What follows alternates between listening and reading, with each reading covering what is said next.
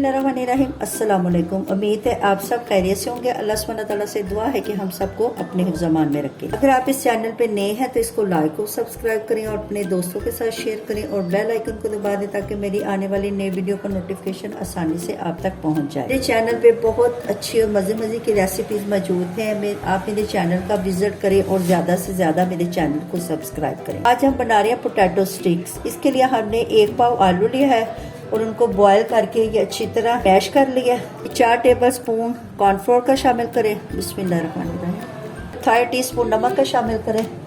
1 table spoon चीनी का शामिल करें।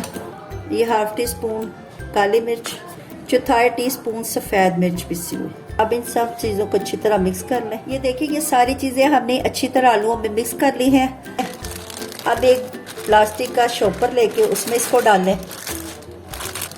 ऐसे इसको दबा के हाथों से यूँ ऐसे इसको फ्लैट कर लें।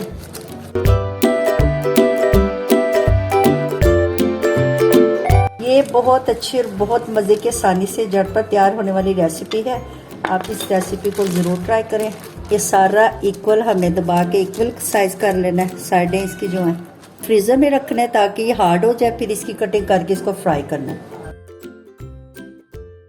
तो हमने फ्रीजर में आधा घंटा रखा है। ये देखिए ये हमारा जो आलू की जो डो है वो हार्ड हो गई है। आप इस शॉपर को साइडों से कट कर लें।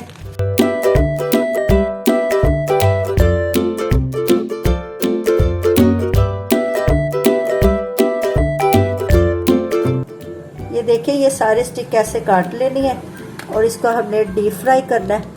ऑयल मैंने गर्म करने के लिए रखा हुआ है।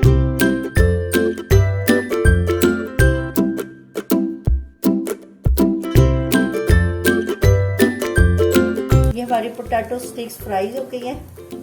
3 से 4 मिनट हमने इसको फ्राई किया। अल्हम्दुलिल्लाह हमारे पोटैटो स्टिक्स रेडी हो गए हैं। देखने में भी इनका लुक बहुत अच्छा और खाने में भी ये बहुत मज़े के हैं, बहुत यमी है।